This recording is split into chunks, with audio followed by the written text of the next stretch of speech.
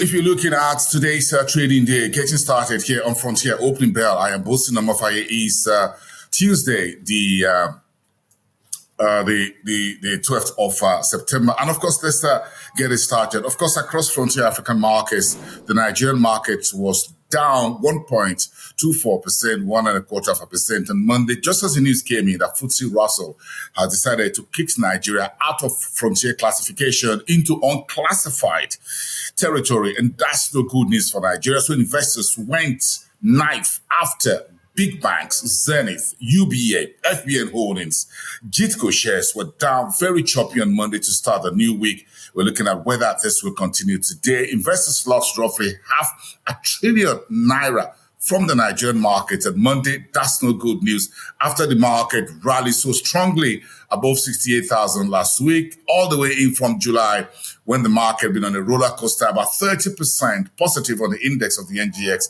since 2023 started. Now that's been balked by this negative news out of FTSE Russell Index. Again, that's been there was a notification of what will likely happen in September when the announcement came exactly a year ago, and that has now happened again on the back of Nigeria's FX liquidity and exchange rate problems. That's the news from Nigeria. You're wondering why the market went very choppy below the 68,000 on Monday. The BRVM lost about 11 basis points on the composite. The Egyptian market lost 1.53%. Inflation data came out of Egypt yesterday. Food inflation north of 70% for the biggest economy north of the continent. That's no good news for President Al-Sisi and his administration. Then you've got the Nairobi stock market. Good news, back in the green, still below the 100 reading for the all-share index, but printing 99.39%. About 3.75% in the green territory. You have the South African market rally on the coattails of the other emerging markets around the world. Positive reading across the Eurostock 600, the FTSE, the German DAX, the Frankfurt DAX, the CAC in Paris, as well as the Spanish IBEX yesterday. Again, the outlook is on the raft of economic data. We're expecting this US inflation data tomorrow, European Central Bank rate decision on Thursday, and of course, China's industrial output data expected on Friday. So very busy week. Of course, we're expecting also in the week, International Energy Agency to release its monthly reports. OPEC will release its monthly report within between today and tomorrow. That's also on tap. So quite a whole lot of economic data in view for traders across various asset classes in the current week. Keep that in mind. Let's put that aside. Let's go straight. What's making headlines in East Africa? Kenya says it stopped the plan to buy back $2 billion of Eurobonds, citing the fact that there's investors' strong confidence in the local market and the fiscal policy of President Ruto's administration. Well, let's see how that plays into the local market. Then, of course, for international investors. T-bills yields around 14% for securities or mark-to-maturities in the Kenyan market. Djibouti made a very good showing, the first 100% clean energy country on the African continent because of the new wind power plant that the country is putting in place in the Horn of Africa. Then you have Uganda looking for local pension funds to support funding locally because the World Bank has zipped up funding to Uganda, again, on the back of that homosexuality or gay law that specified penalty as high as death penalty for anyone seen or caught engaging in homosexuality acts. So the World Bank says that is unacceptable. President Museveni is not stepping down on that particular anti-gay law, and that is the news. So it's turning to local market and sources to fund its operations. Cameroon reporting first quarter trade deficit about 250, north of 250 billion CFA franc. That's in East Africa. Of course, squeezing in Central Africa there from Cameroon, was in Nigeria and West Africa. President Tinubu to close the NASDAQ Marketplace next week, Wednesday, September the 20th. He will be the first Nigerian president to have that privilege of closing the NASDAQ Marketplace, the world's biggest tech exchange, on the invitation of the United States Chamber of Commerce. President Tinubu will be supported next Wednesday on the floor of the NASDAQ by the officials of the Nigerian Exchange Group, as well as the Debt Management Office. Of course, the NGX and the DMO are planning investment roadshow on the sidelines of the UN General Assembly, which President Tinubu will be attending. They've got an EAE news coming through. these news are a little bit mixed right now. What really was discussed at that meeting with President Tinubu? We've got press statement from the United Arab Emirates, from the Nigerian president's media aide, saying that a visa restriction on Nigeria has been lifted, and Emirates and other airlines from the Middle East, the Qatar Airways, are returning to in and out for flight of Nigeria. There are also talks of whether there is cost effects and all that. It's a little bit of a conundrum right now. We're trying to sift through and let you have what the real situation is, what was discussed when President Tinubu met with the UAE's leader just a few days ago. Dev Nigeria will be headlining the IETF 2023 conference early November in Cairo, Egypt.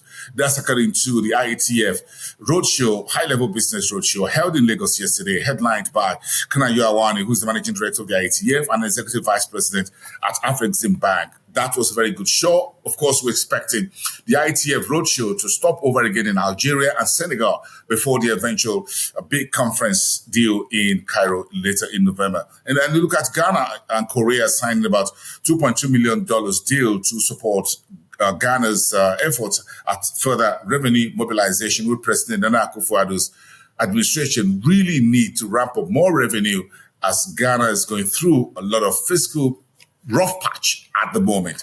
And Senegal says she's raising about 30.2 billion CFA front via T-bond sale for last week, while Mauritania has approved a bill similar to Nigeria's called the Startup Act. That was good news for Mauritania as well, Western Sahara economy. Let's take it all the way down to Southern Africa, with data coming through as far as South Africa's economy is concerned. Inflation expectations dropped to 6.1% in third quarter against 6.4% or 6.5% previously.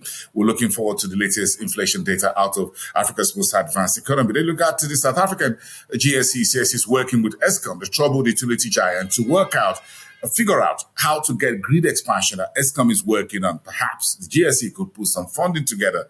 Whatever could be done to support Eskom is in everyone's interest in South Africa.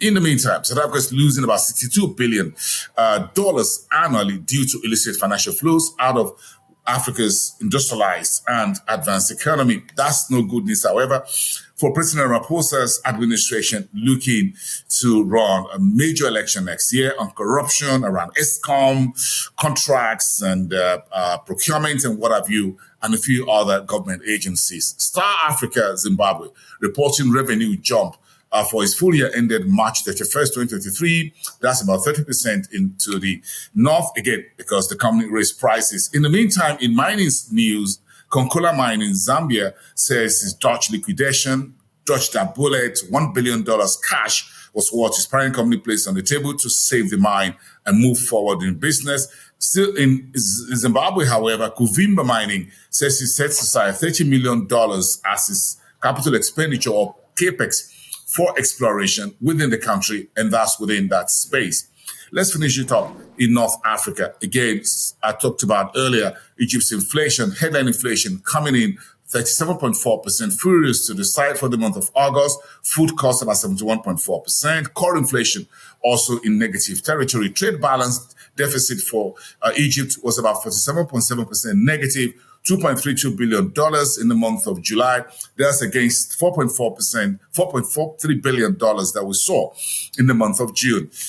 In the meantime, in corporate news, the Egypt National Bank, that's MBE, the Bank Mercer, JV, and Arawasi for urban development, looking to do $1 billion securitized bonds this week in Egypt using the local currency. We'll give you details later in the week. The FAO, the Food and Agriculture Organization, says it launches an emergency response for Sudan to raise about $123 million to support women, children, and others who are facing the impact of the civil war going there. And Morocco will be hosting Africa's Investment Forum 2023 in Marrakesh in the first week of November, almost coinciding 2 days, just as we see the opening of the Inter-Africa Trade Fair exhibitions and conference in Cairo, also in the month of November. And those are your headlines to start today's trading day. Keep it up here on Frontier Africa Reports, everyone. We'd like to hear from you.